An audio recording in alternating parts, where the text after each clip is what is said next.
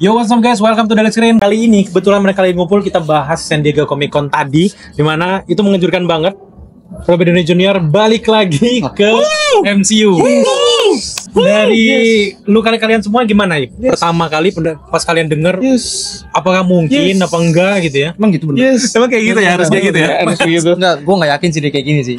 Yesnya gimmick aja. Nggak kan, Yes gimmick nih pasti. Di bawahnya Enggak dong. Kembalinya RDJ itu berarti penting banget untuk fans MCU, tau gak? Tapi banyak yang bilang nggak penting loh. Kok kenapa balik lagi? Serah lu, jangan ngajak-ngajak gue.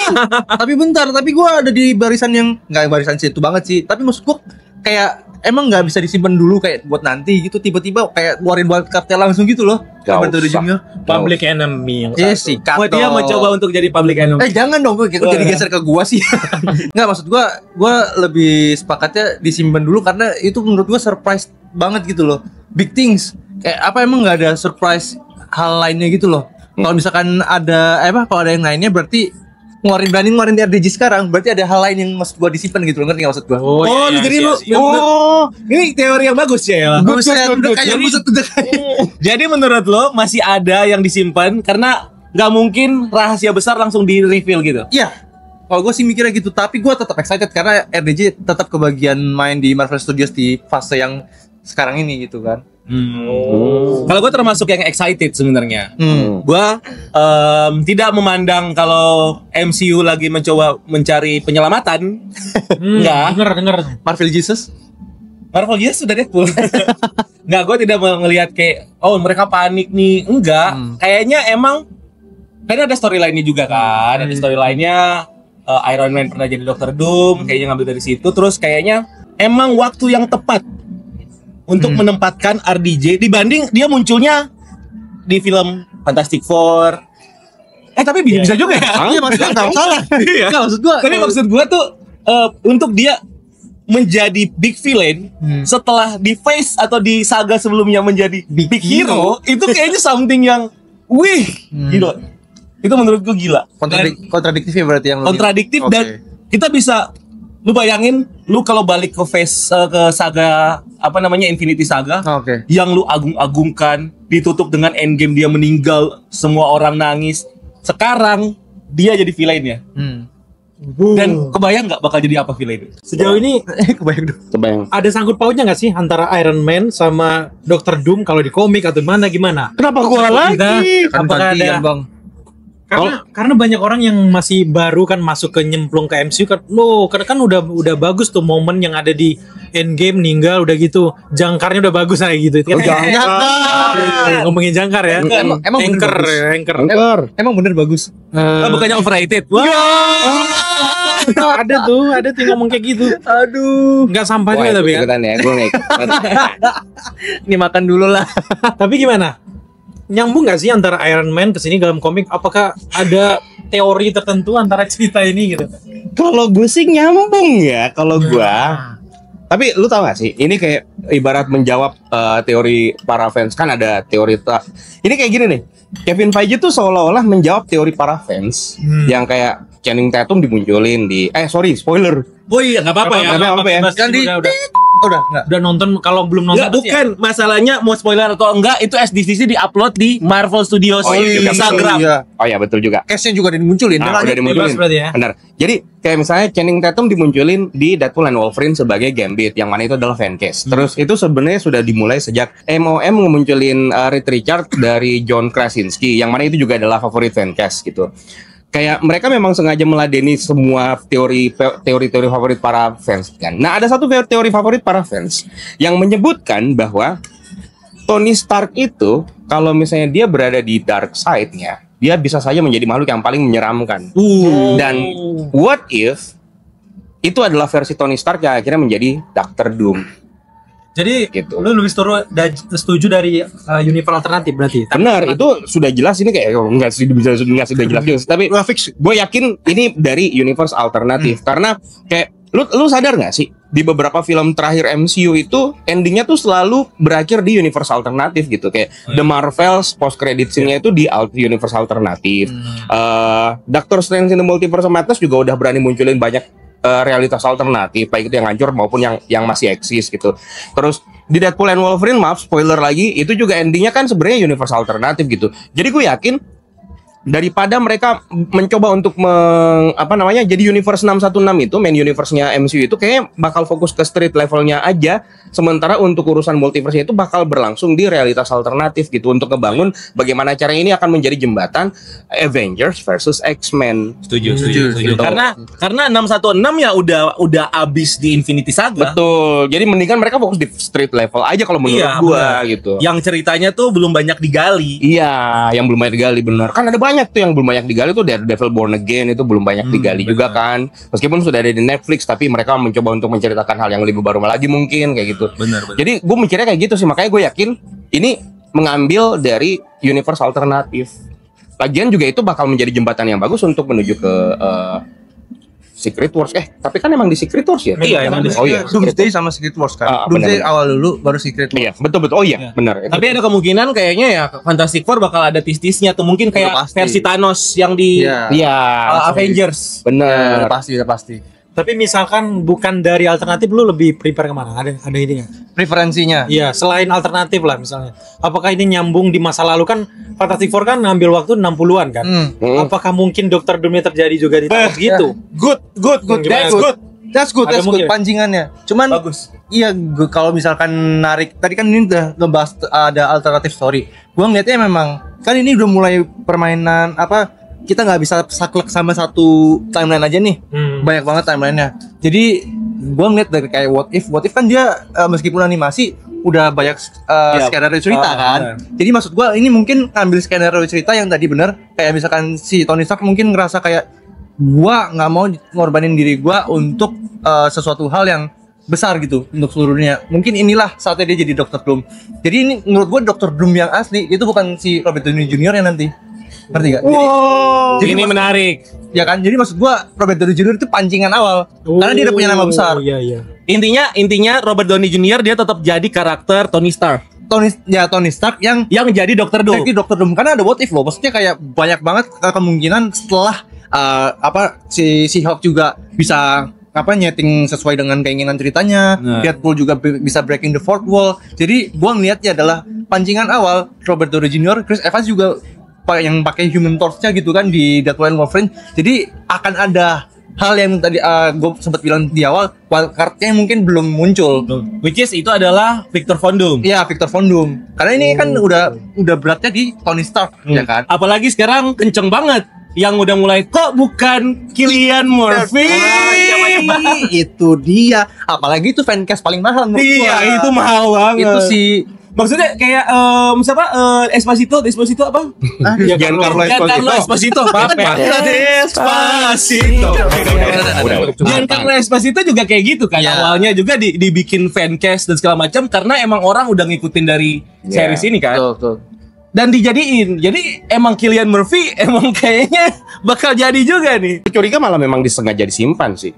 Makanya kayak ini bukan satu kejutan yang lebih ini memang ini merupakan satu kejutan, tapi ada kejutan besar di baliknya. Kayaknya sengaja ditahan-tahan nih.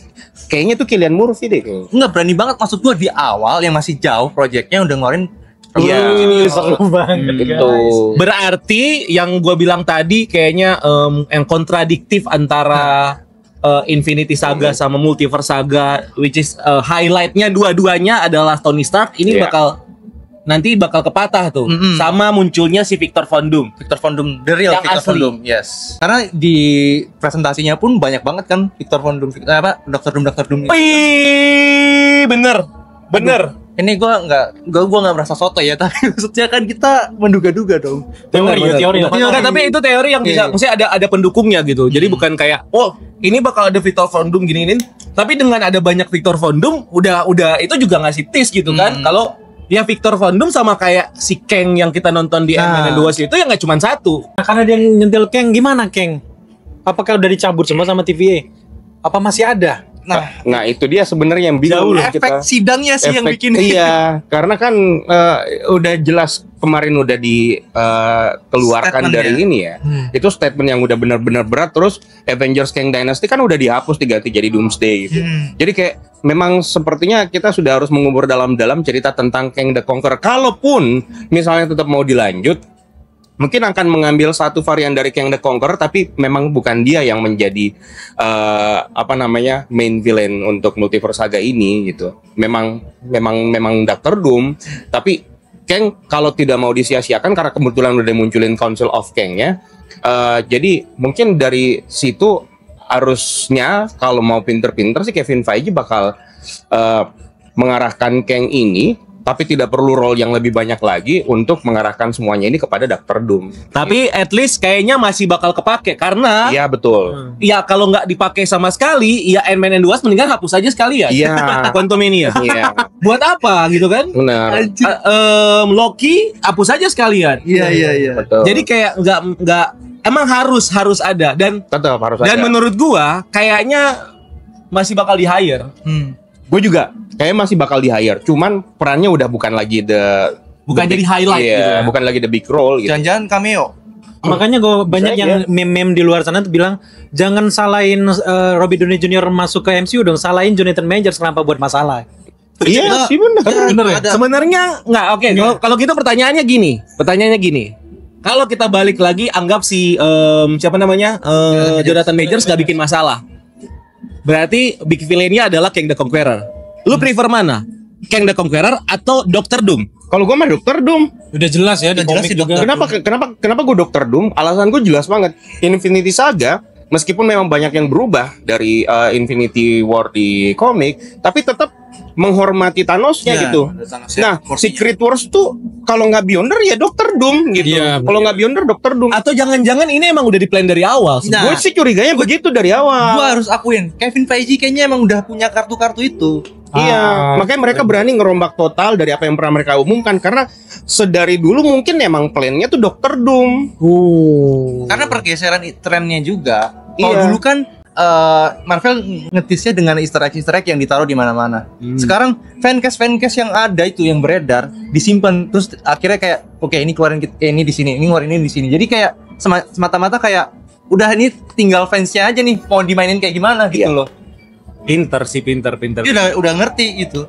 Mungkin sistemnya kayak gini kali ya. Kalau yang dulu, jadi kita ditis seakan-akan Kang the Conqueror ini adalah musuh besarnya gitu kan. Tapi yang diumpetin sama dia adalah si Dr. Doom.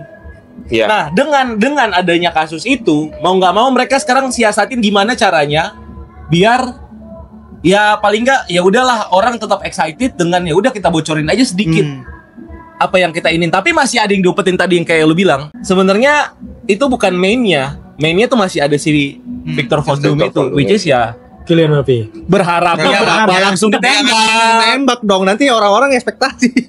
Nah, pertanyaan gue sekarang adalah siapa yang cocok jadi Beyonder di MCU? Levelnya tuh harus keren, harus benar-benar kayak luar biasa kayak gitu. Siapa yang cocok jadi Beyonder?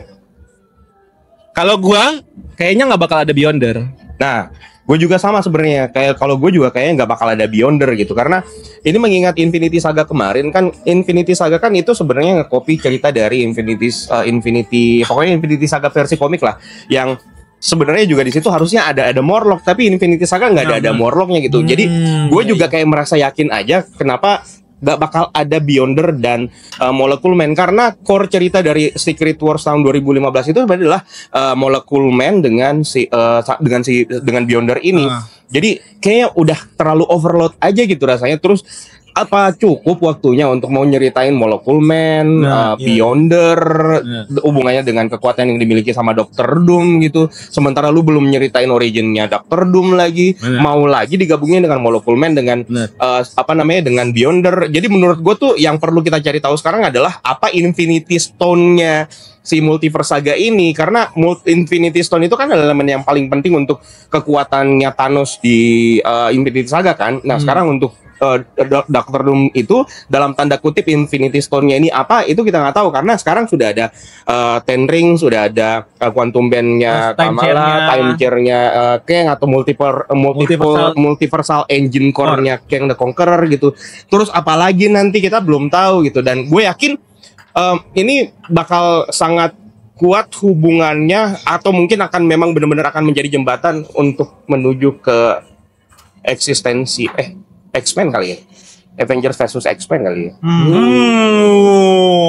Itu menarik tuh. Karena kan di Infinity Saga kan ada Civil War tuh. Kayaknya menarik nih kalau misalnya di multiverse saga ini akan ada Avengers versus X-Men. Tapi dimasukin ini timeline mana ya? Nah itu dia nggak tahu tuh. Maksudnya di timeline rilis yang mana? Kayaknya udah padat.